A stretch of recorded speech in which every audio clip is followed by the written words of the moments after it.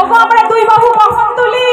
যখন আমরা নদীর জলের মধ্যে কিংবা পুকুরের জলের মধ্যে ডুবে যাই, আমরা বাঁচানোর জন্য দুই বাহু তুলি। ওগো আমি এই জলের মধ্যে ডুবছি, আমাকে বাঁচাও, কেউ তো আমাকে বাঁচাও। তদ্রূপ এই সংসার মায়া জালের মধ্যে প্রতিনিয়ত আমি ডুবছি। সংসারের মায়ার মধ্যে এমন ডুবতে বসেছি যে আর হরিভজন করার সময় নাই। আর হরিভজন যে করবো সে কৃপাও হয় নাই। তাই আজকে এই হরিনামের মাঝে আমি দুই বাহু তুলে গোবিন্দকে স্মরণ করছি। ও কৃপানাথ, কৃপা করো, কৃপা করে আমাকে হরিভজন করার শক্তি দাও। নাও ভাইরা দু বাহু তুলো। আজকে কৃষ্ণ তালি দিতে হয়। হ্যাঁ, তালি দিলে কি হয়? আমাদের হাতের এই যে অশুভ রেখাগুলো সব দূরীভূত হয়ে যায়। আমরা অশুভ রেখা দূর করার জন্য কোথায় যাই? আমরা জ্যোতিষের কাছে যাই গ্রহ দোষ কাটানোর আংটি পরার জন্য, তাই তো? হ্যাঁ গো, হাজার হাজার টাকা খরচ করে যাও, তো হাজার হাজার এখানে বসে 1 মিনিটেই তোমার হাতের তালি দিলে ভগবানের নামে গ্রহ দোষ কেটে যাবে। তার জন্য তোমাকে 1টা টাকাও খরচ করতে হবে না। আচ্ছা, তোমাদের হাত তুলতে লজ্জা লাগছে? তাই করতালি দাও, করতালি দিয়ে গাও। হরে কৃষ্ণ হরে কৃষ্ণ, কৃষ্ণ কৃষ্ণ হরে হরে, হরে রাম হরে রাম, রাম রাম হরে হরে। জাগে না ওগো, আমরা এখন তো দেখি নাচে একটা ফ্যাশন হয়ে গেছে। রাস্তাঘাটে ব্যান্ড পার্টি বাজছে, মেয়েরা নাচছে। ওগো, নাচা তো তোমার তখনই সার্থক হবে। এই নৃত্যটাও একটা সেবা হয়ে যাবে যখন তুমি ভগবানের নামে নৃত্য করবে। তো বৃন্দাবনের মধ্যে আপনারা তো ভাগ্যবান। আমাদের সবার সেই মধুর বৃন্দাবন যাওয়ার সুযোগ হয় নাই। যেখানে হয় নাম সংকীর্তন, সেই হয় মধুর মধুর বৃন্দাবন। তাই আজ এত এত ভক্তের চরণ ধুলিতে এনার বাড়ি মধুর মধুর বৃন্দাবন হয়ে উঠেছে।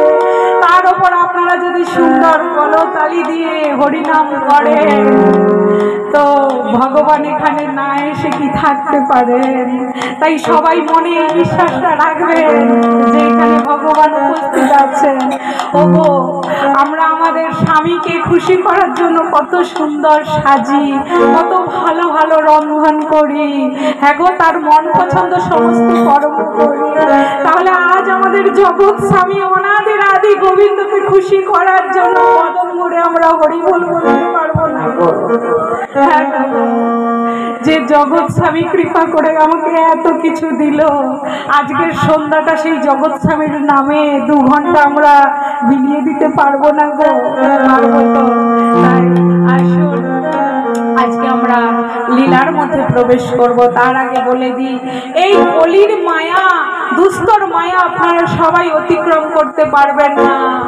যারা অতিক্রম করতে পেরেছে তারা অবশ্যই কৃষ্ণ ভজন করেছে, হরিনামকে জীবনে আশ্রয় রূপে নিয়ে এসছে, গুরু পাদ পদ্ম আশ্রয় করে হরি ভজন করা শিখেছে।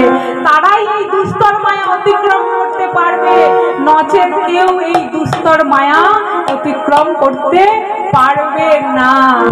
হ্যাঁ গো, আপনারা যখন মন্দিরে যান আপনারা জানেন যে মন্দিরে কোনো মিথ্যে কথা বলতে নাই। হ্যাঁ জানেন তো, মন্দিরে চুরি করতে নাই, মন্দিরে মাছ মাংস খেতে নাই। আপনারা জানেন তো এটা? হ্যাঁ, মন্দিরে জুতো খুলে ত্রিনাদপি শুনিছে না তররপি সহিষ্ণু না, অমানি না মানদে না কীর্তনিয়া সদা হরি। ওরে, ভগবানের গুণগাথা গাইতে চাস, আগে নিজের মধ্যে এই গুণগুলো নিয়ে আয়। কি কি গুণ বলেছেন? ত্রিনাদপি শুনিছেন। হ্যাঁ গো, ঘাসের ওপর কেউ পা মারিয়ে চলে গেলে ঘাস তোমায় চড় মারে, ঘাস তোমায় কটুবাক্য শোনায়, সে কি করে? নিজের বলে আবার সোজা হয়ে দাঁড়ায়। ওগো, আমার মতো অধমকে মারানো তো দূরের কথা, কেউ যদি একটা চড়েও কথা বলে না, আমি তার মুখের দিকে দ্বিতীয়বার তাকাবো না। তো এই গুণটা তো নাই না। হ্যাঁ গো, বলছে তররপি সহিষ্ণু না। হ্যাঁ গো, গাছ থেকে ফুল ফল পাড়লে তোমাদের প্রতিবাদ করে, ডাল কাটলে তোমাদেরকে কটু কথা শোনায়। কি করে? নিজের বলে আবার নতুন করে ডাল সৃষ্টি করে, ফুল ফল সৃষ্টি করে। কিন্তু আমার মতো অধমকে যদি কেউ কটু কথা বলে আমি তাকে ছেড়ে কথা বলি না। তো বলছে অমানি না মানো দে না, নিজের মানের আশা করবি না রে। নিতাই যা মার খেয়ে মিলিয়েছিল আমরা সবাই জানি। জগাই মাথায় মদ্যপ পান করছিল, যে কলসির মধ্যে মদ্যপ ছিল সেই কলসিটা দিয়ে নিতাই চাঁদের মাথা ফাটিয়ে দিয়েছিল। কেন? নিতাই চাঁদ বলেছিল ওরে তোদের চরণে ধরি, তোরা ভজ গৌরবরে। কিন্তু তাদের সে কথাটা ভালো লাগছিল না, তাই নিতাই চাঁদের মাথা ফাটিয়ে দিয়েছিল। তবুও প্রেমের ঠাকুর আমার তাদের চরণে লুটিয়ে পড়ে বলছে খেয়েছি